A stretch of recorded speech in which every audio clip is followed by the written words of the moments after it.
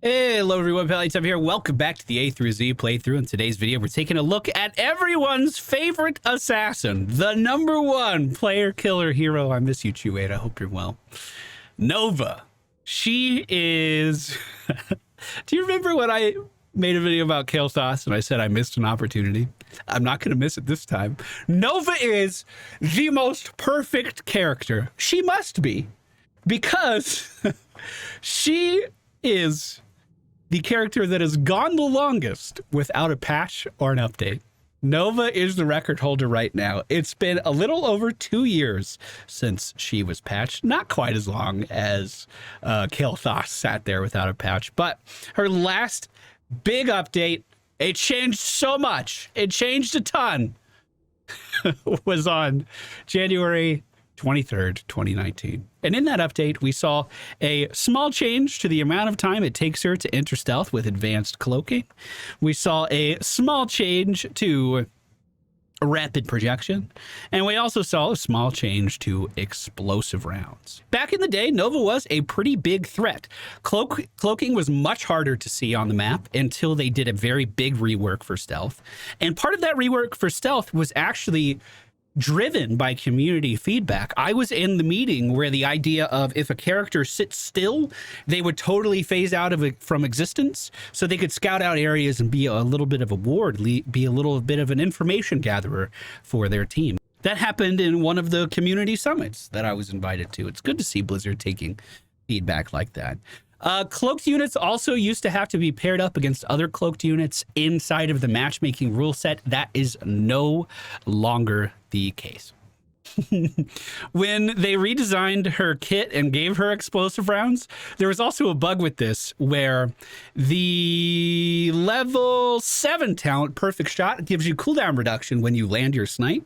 So if you hit someone with a snipe, you get 4 seconds off the cooldown, and I think you only have to wait 1 second before you can snipe again. Well, there was a bug with the explosive round where, because it's an AoE, it gave you cooldown reduction for every single target you hit with the AoE from snipe. So there's actually a video on the channel. I didn't know it was bugged. I was just having a blast where why I have such a bad memory, but my brain can hold on to this.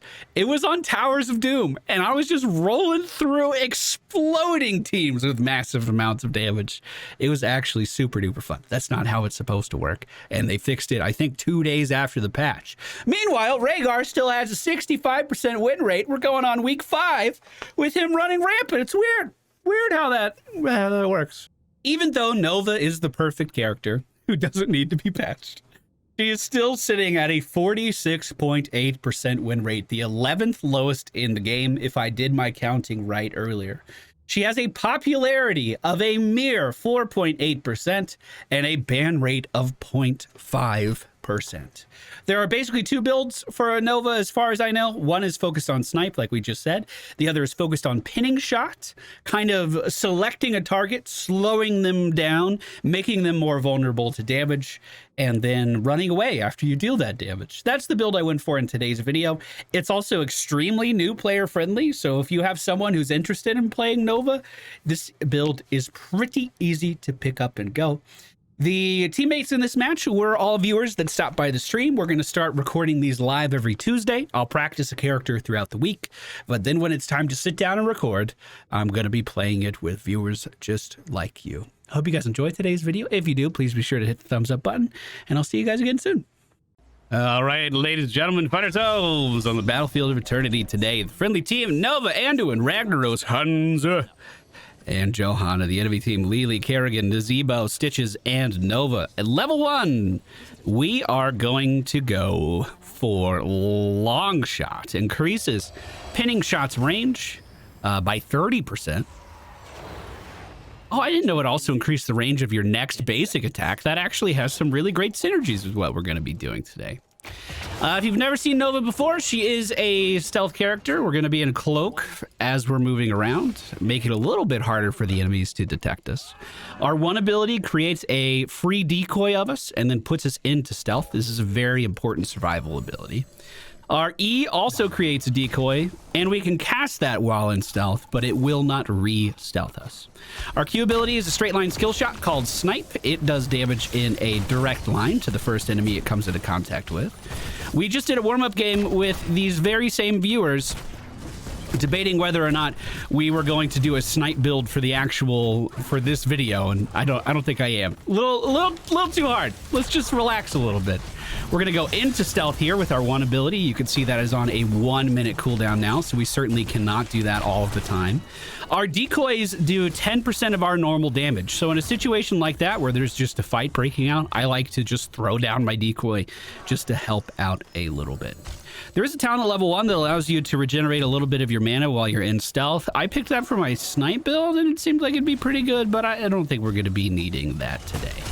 This is one of the easiest, most straightforward builds in all of Heroes of the Storm. So if you're looking at this game and you're like, oh, this looks kind of fun, maybe I should try this out. Well, Nova has a very focused skill set. She, of course, is the #1 player killer hero.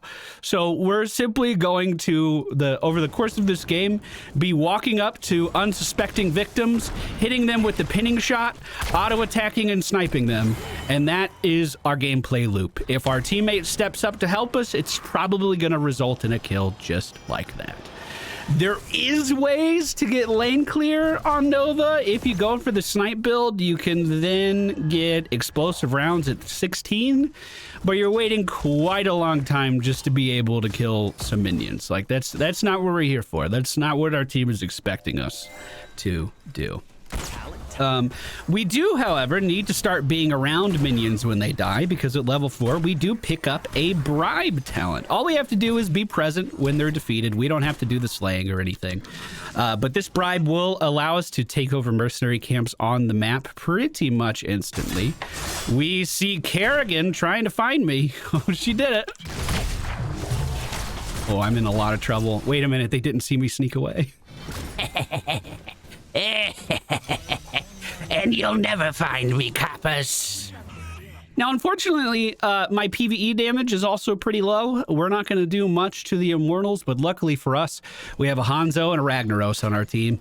And luckily for us as well, dead Nazebo. Oh, unless I missed that, we're going to put a decoy in between me and the enemy Nova. That decoy was simply there to hopefully soak up the next snipe if it was directed for me. We're going to wait out these 3 seconds as well, get the sippy cup, and then head towards the objective.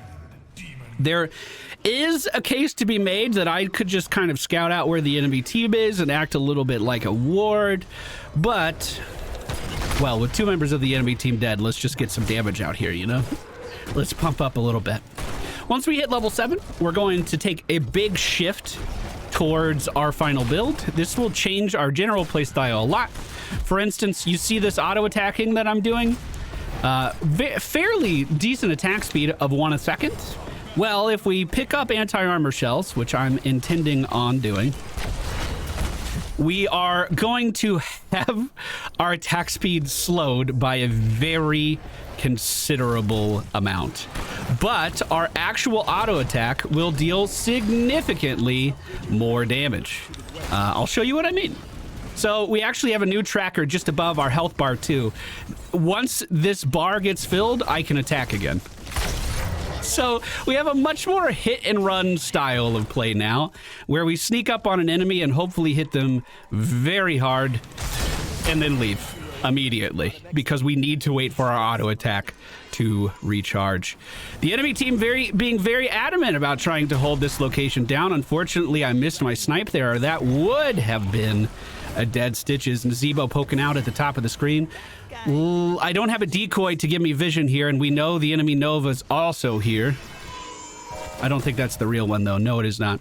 Our objective almost dead. We just need a few more hits to finish it off, and it looks like the friendly team will be getting that today. Nazebo has resumed farming up in the top lane. Oh, I missed the snipe. Fuck. I just did a whole game of snipe build, and I did very well. Why am I missing them when they're not even required? But this playstyle effectively allows us to emerge from stealth, just land a pinning shot on an enemy to slow them down, and then follow up that pinning shot with a very hard-hitting auto attack, just like that. And we're also going to be lowering the armor of anyone we do this to eventually. It'll get to that point. Let's just get an auto attack out onto Kerrigan there because she was a little far forward. I didn't have my pinning shot combo. No reason to force it. Nazebo is down in the bottom lane versus our Ragnaros. Let's see if I can cause any mayhem down here. Now, on a 2-lane map, these kinds of kills are really important because if Nazebo's not here, then the enemy team is effectively not getting XP from half the map. So if we can kill him off, that's really, really strong. Watch out, Ragnaros. Can I put a decoy down to help? No, that didn't. Oh, no. No. We'll wait here. He can see me for sure. But will he walk up? He didn't take it. There it is. There it is, boys. There it is, boys. We punished the greed. That's what we're here to do. We're here to punish the greed. Now that we are level 10, I'm just going to go for the triple tap because it's the best ultimate in the game. What happens when you press triple tap? You lock on to an enemy combatant and fire 3 overcharged shots at them, no matter where they run, no matter where they hide. It is guaranteed damage. I'm just going to bribe this away from them. We'll get this pushing in. That will also deny this camp during their objective. Nice Hanzo arrow to get things started. Beautiful. Now as Nazebo tries to run away, we just lock on with the triple tap and we immediately finish him off. I don't remember if I said this. If an enemy runs in the way of that projectile, like if Nazebo ran in front of, if Kerrigan ran in front of that for Nazebo, she would take the damage instead. Or if Nazebo were to run behind a structure like this, the structure would then take the damage instead. So there are ways to play around it. It's more of a joke that we pick it up because back in the early days of Heroes, Precision Strike was very clearly better, and people just picked triple tap anyway. I mean, it is guaranteed damage, to be fair. It is guaranteed damage somewhere whenever you press the button. Whereas with the pinning shot, you could theoretically miss. We are going to tap our sippy cup here. The objective's coming up very, very soon. Let's see if I can get Hanzo to help me with this. I'll use my stealth thing on accident. Didn't mean to do that, but did bribe the main combatant of this mercenary camp and remove them. You can see without bribe, our clear speed is very, very slow, but we get the job done. Now, let's see if we can find an angle to beat these guys back with. We do see Johanna engaging pretty hard here with the falling sword. I'm trying to kite Kerrigan back towards our wall to get to safety. Hanzo absorbs 2 shots, then I'll take 1 to spread that damage around a little bit more and just head back to the base after that. Ooh. Or step up and do nothing. Yep, should have just gone back to the base. Should have just gone back to the base. Meanwhile, the enemy team, if they don't answer this mercenary camp that we took over, will lose this building, and there's no getting around it. This is one of the strongest pushing forces in this entire game, and you see why there. Of course, the lava wave rolling with it and helping to support it is a big help as well. Now, at level 13, we're going to take double tap. Pinning shot now has 2 charges, and its cooldown is increased by 2 seconds. That's totally fine. The increase doesn't bother me one bit. We're going to enter our free stealth here and try to get to safety. I'm not sure if that was the real Nova or not, but my health is looking pretty low. Johanna manages to get the kill on Kerrigan, and we're going to hang out in this thing and just get healed up really fast. Beautiful. Now the Angels have already shifted sides. We see a Hanzo arrow flying forward and a triple tap onto the enemy team's Nova. We do have a bribe charge, so I'm actually going to move in here and start this camp before the objective is done because I want to take this over and get it pushing. Again, I'm using the bribe on the main threat of the mercenary camp so we could just take it over even faster. Now, this is going to push the top lane. The enemy team doesn't have much left up here to the point where if this minion wave moves much further, it might be okay for me to just walk up and snipe it, but with that many guys there, I'm not going to do that. We will snipe down that wall just to get a better view of what's going on inside. 1 auto attack is not going to be enough to take the building down, and that gargantuan coming after me pretty hard. Pinning shot on Lily to slow her down, snipe into that as well. And you can see in just that like 1 second window, we've managed to deal half of her health. And if we get like follow up with that, it could be so devastating. But the power of this build doesn't stop at level 13 and actually keeps scaling. Oh, if I had the triple tap, she would have been in trouble.